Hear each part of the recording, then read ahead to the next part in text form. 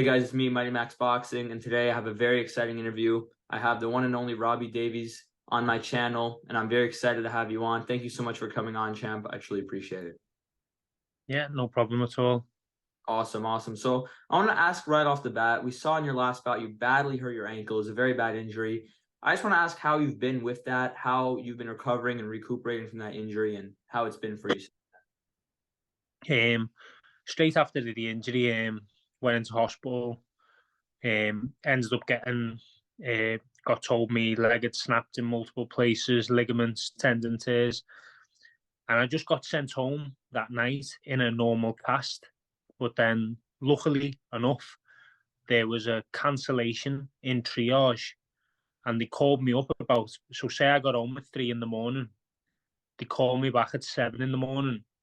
And because my wound was fresh, they said, if you're willing to come back up now, you can get operated on right now. So I was like this, like this in bed, and I jumped up straight away and went back down. They knitted all my tendons and my ligaments back together and put a plate in the outside of my ankle.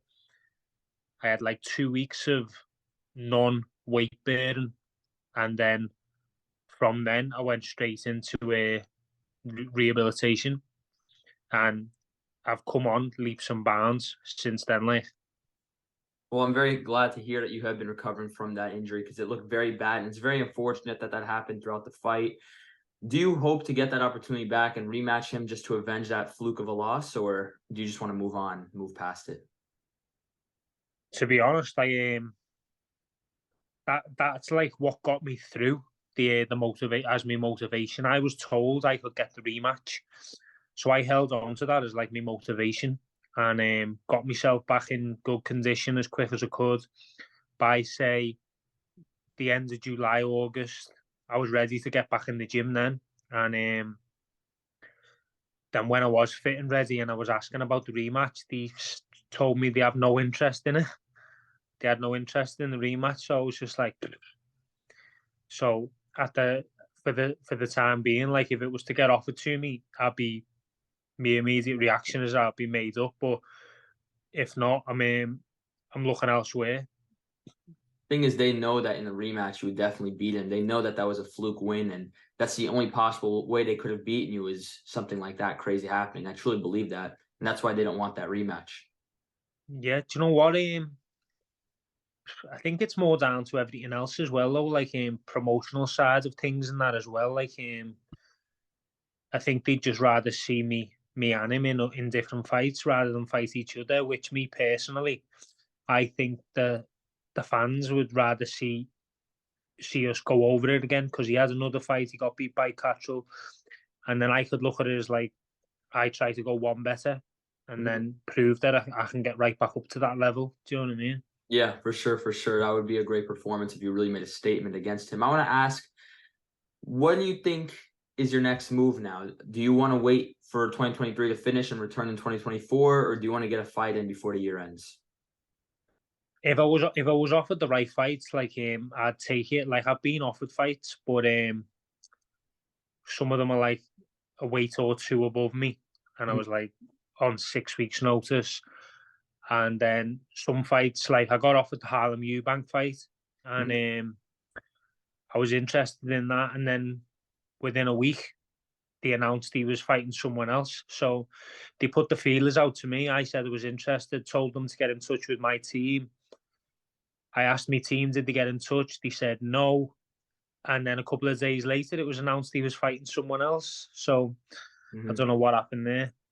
That's unfortunate for sure. You know, we just saw Jack Catterall fight last night. What'd you think of his performance? And is that a guy you have your eye on, as you mentioned him earlier? Yeah, I wouldn't say I like Jack's. Jack's got right well away from me now. He's right up in the mix with the top boys. So I need to get a win or two if I want to get back up there in time. But on his performance, like it was very technical side of things. On a boxing standpoint, like it was very technical. It was good performance, but from a fan's point of view, it was like a stalemate. It was boring. Didn't excite anyone. But Mhm. sometimes in them fights against good opponents, you've just got to make sure you get the win. I understand that. Yeah, for sure. And when you bring up excitement, I remember one of the best fights I've ever seen was your fight against Lewis Ritson. That fight was a tremendous fight. I mean, that's a fight I'd recommend to anyone, a true back and forth fight. And I think that's a big reason why so many people support you, is because every time you come out, you give the fans what they want to see. You give a great outing, and it's always entertaining. And that's what we'd hope to see, when you come back in the ring and hopefully eventually against a Jack Catterall. I definitely think you can definitely get that fight soon if you get a few big wins and you get those big opportunities. I know that you're from Liverpool. Are you very proud to be from there? Is it an honor to be representing Liverpool for you? Yeah, definitely. It's a fighting city, and especially on that last one, I was absolutely buzzing to be fighting in Liverpool, and then obviously the traumatics of my ankle breaking in the ring, I was absolutely gutted because I think I've had 5 or 6 at home and won them all, and then Hmm. obviously I lost that one, so it was disappointing. But I'm looking to hopefully move back to Liverpool on a permanent basis now, because I'm no longer going to London with me old team. I've parted ways, not on any bad terms, very good terms, still friends.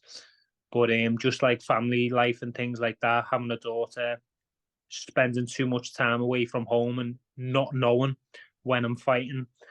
Um, so I think it's just best to return home. I haven't made any moves at all yet. This has only happened recently. So I still haven't got a coach, still haven't got a manager, but I am looking to sort things as soon as possible and get myself back in the ring. Yeah, for sure, for sure. And we've seen in the past when you've taken defeats, you've come back very strong. I remember after one of your more recent defeats, you came back, you knocked out Lundy, and you got that very impressive victory against Molina. Do you feel that you grow after these defeats? You feel you improve after them? I just feel like sometimes, like some of my best performances are when the pressure's on. Like I'm thinking to myself, if I lose again now, I am done. So when the pressure's on, I always pull it out the bag. I feel like they're always my best performances. Like my next one now, I'll know if someone gets the better of me or does a number on me, I could be out the game, especially at the top level anyway. So I've got that motivation and that drive to prove a point, no matter who I get in the ring with. Yeah, for sure. We know that in your next outing, the pressure is going to be on you, and we definitely expect you to rise to the occasion as you always do. What are some hobbies that you do outside of the ring to take a break from it? To relax mentally and physically from boxing. What are some things you enjoy? Um, Funny enough, I know it like crosses in with boxing a bit, but I do a lot of running, like sign up for marathons and Nice. uh, try and try and do things like Ironmans and stuff like that. Just stuff to so it's still like it's like friendly competition then. So I like sign up to them with my friends, and we'll all just like the other day I done a marathon and I was at like 18 mile. I took her on short note. I was at like took her on short notice. My body was in bits. And like at 18 mile, I just bumped into my mate again. And we were laughing our heads off, saying, "How are you feeling?" And he was like, "I'm in bits. You just keep going. Don't wait for me." It's just things like that. But when you're outside of the ring, like I think I'll always need something like that to keep me going. Yeah, yeah, for sure. And that, doing all that running is probably very good for your fighting as well, because it's so great for cardio doing all that long distance running. Yeah, And that's what I'm saying. It crosses in ways, but when I'm in fighting, I more stick to like what I'm suited to, like fast runs and short runs. Mhm. But then when I come away from the fighting for a bit, I'm doing like half marathons just for my normal run.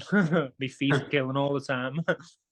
You get used to it though, and it's definitely helped you. I remember the Ritson fight, you came on so strong late, and that was a big reason why it was such a great fight for sure. I'm curious, what is some advice you would give for up and coming fighters, kids in the amateurs, maybe even kids who are beginning their careers early on? What advice would you give them? I'd probably say to them, make give yourself something to make you stand out. Whether it's your characteristics, whether it's your fighting ability, make sure if you're fighting on a small hall show that when everyone leaves the arena, you're the person they remember. Whether it's if you're getting on the mic, singing and dancing, or you're running to the ring and you're doing something. So every time you fight, that people remember you. And of course, you've got to do the job in the ring as well. But you've just got to do something that makes you stand out from the rest. That's what I'd say to any young kid coming through. And I think a few now, when you see some of them that are getting picked on these big shows, like showing up in costumes and Mm. things like that, they've got the right idea. They're only just starting out, so no one knows the full ability, but they've got that little bit of X factor that are making people tune in. Like, there's that kid that dresses up, or there's that kid that dances to the ring, or there's always something. Do you know what I mean? Yeah, yeah. Notice the most famous fighters always have something that separates them, something that makes them different. You know, you look at Yeah, Pacquiao's hand speed, you look at Floyd, his trash talk and his defensive ability. There's always something that yeah, makes exactly them that. Like, memorable. and then even if you go across to the MMA, like Conor McGregor's made an absolute Yep. fortune with Mm. his mouth. Do you know what I mean? Just off being the character, what seen a hole in the market and just thought, I'm going to be that guy that everyone remembers. Yeah, Do you because know you what I see mean? So there's fighters that are very talented, but they don't stand out and they don't get the opportunities that fighters below them get because they don't stand out, as you're mentioning. exactly that, exactly that. Like some fighters, like they say, like, oh, they're an Instagram fighter, but they sell out arenas. Do you know what I Yeah. mean? I mean, you That's look at it. Ryan Garcia, you look at his resume, the guys he was fighting, the amount of money he was making for the guys he was fighting was tremendous because he was so marketable outside of the ring and he knew how to build his name up. That's what I mean. So marketable, being marketable is definitely a big factor in boxing now, especially moving forward. And if you want to stay on these big shows, you've got to give them promoters something they remember you for. Yes, for sure, for sure. Well, thank you so much for coming on. Before we wrap this up, I just want to people to know where they can find you on social media and also your final message to all the people watching.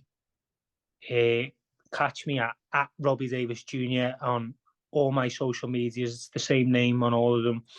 And keep an eye out for the comeback because it's going to be a good one. Awesome, champ. Thank you so much for coming on. Thank you, everyone watching. Have a good one. Thank you.